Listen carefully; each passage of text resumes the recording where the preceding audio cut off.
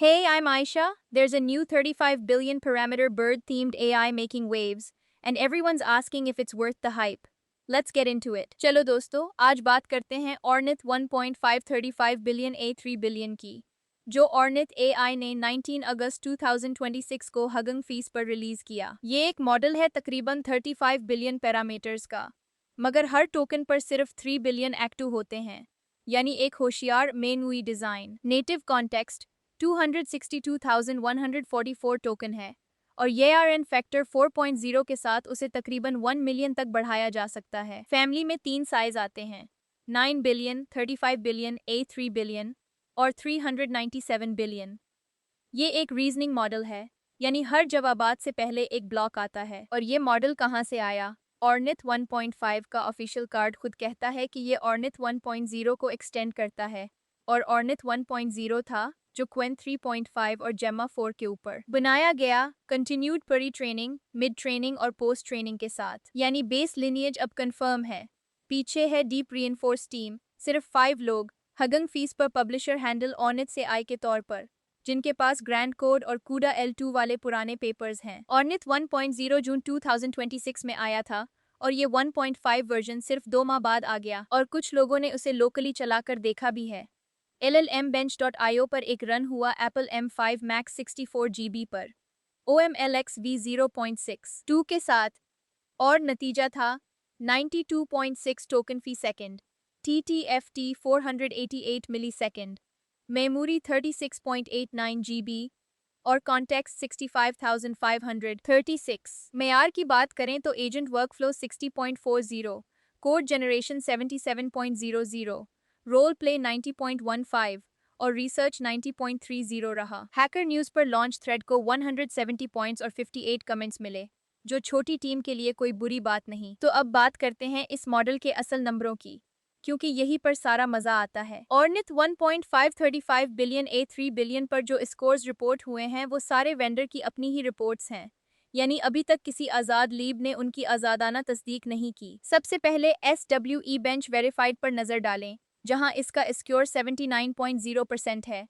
और bench LM की 19 अगस्त 2026 की लीडर बोर्ड पर ये #21 पर बैठा है। प्रोवाइडर रिपोर्टेड निशान लगा हुआ है। टर्मिनल बेंच 2.1 पर टर्मिनस 2 से 67.8 आता है, जबकि क्लॉड कोड के साथ ये 68.5 तक पहुंच जाता है, यानी हार्डवेयर में थोड़ा सा फर्क स्कोर को ऊपर नीचे कर देता है। SWE बेंच प्रो पर 59.6 और SWE बेंच मल्टीलिंगुअल पर 71.4 जैसे स्कोर सामने आते हैं, जो कोडिंग टास्क्स में उसकी असल पोजीशन को बयान करते हैं। HLE पर बगैर टूल्स के 25.6 रहता है, लेकिन जब टूल्स लगा दिए जाएं तो ये 33.4 तक छलांग लगा देता है, यानी टूल सपोर्ट इसका असल हथियार है। GPQA डायमंड पर 89.2, MCP एटलस पर 70.2 और ब्राउजकॉम पर 67.6 स्कोर आता है। अब यहाँ एक गैप भी नोट करने वाली है, क्योंकि AIME, MMLU और MMLU Pro के स्कोर्स अभी तक अवामी तौर पर शाये ही नहीं हुए। भाई, आज हम 3 हार्डवेयर का परफॉर्मेंस कंपेयर करेंगे। पहला है NVIDIA DGX Spark, जो B12 टाइम्स बैकएंड और MTP के साथ 24 कंकरेंट सेशंस में चलती है और 440 टोकन्स पर सेकंड देती है। साथ और कॉन्टेक्स्ट विंडो 256,000 है। लाजवाब स्पीड है।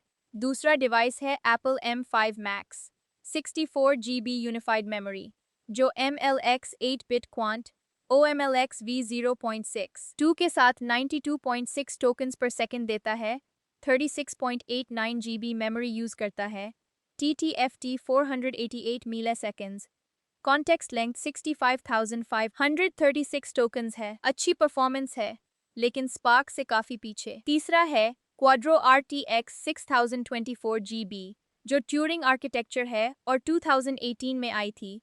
Q4 कैश बेल नैश MG GUF के साथ 85 टोकन्स पर सेकंड देता है, 24 GB RAM और 128,000 कॉन्टेक्स्ट के साथ। ये पुरानी GPU है, इसलिए सबसे स्लो है। आओ जानते हैं कि ऑर्निथ 1.535 बिलियन A3 बिलियन का बेंच LM नॉर्मलाइज स्कोर 49.3 है। क्लॉड ओपस 5 सबसे आगे है स्कोर 63 के साथ।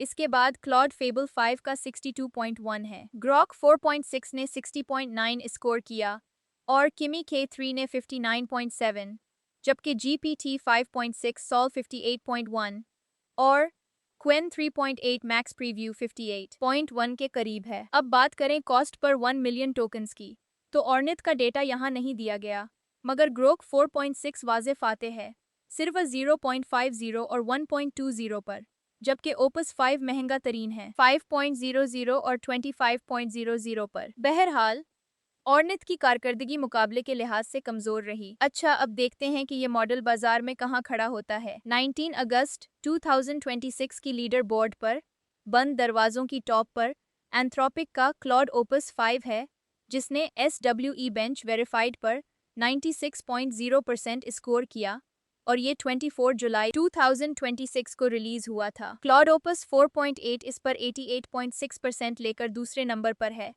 जो 28 मई 2026 को आया था। ओपन वेट टायर में मिनीमैक्स M3 सबसे आगे है 80.5% के साथ, जो मिनीमैक्स नामी शंघाई कंपनी ने बनाया। ये कंपनी 2022 में बनी थी। डीप सीक V4 फ्लैश भी 79.0% पर ऑर्निथ के साथ टाई करता है। उसके बाद क्वेन 3.635 बिलियन A3 बिलियन आता है, जो 73.4% पर है। बस ऑर्निथ 1.535 बिलियन A3 बिलियन का फैसला ये है कि ये डीप सीक V4 फ्लैश के साथ टाई पर है #21 पर।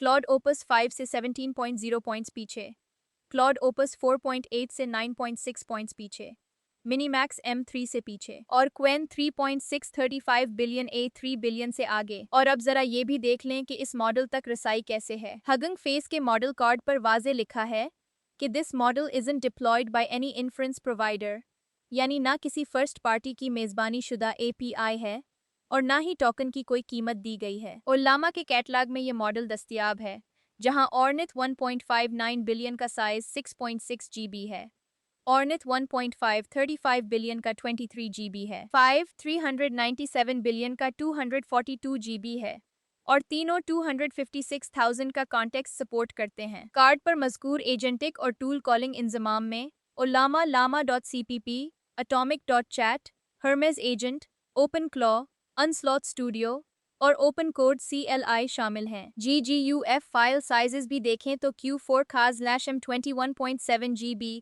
Q5 खास M25.3 GB, Q6 29.2 GB और Q8 37.8 GB है, जबकि BF16 में ये तकरीबन 71.1 GB हो जाता है। कार्ड पर टेंसर पैरेलल साइज 2 के साथ 2x80 GB GPUs की सिफारिश की गई है। जैसा कि हमने पहले देखा, कम्युनिटी के बेंचमार्क्स और रद्द अमल पहले ही बयान किया जा चुका है। अब देखते ह्यूजिंग के ऑर्निथ की टीम ने क्या किया, अभी शेयर नहीं किया।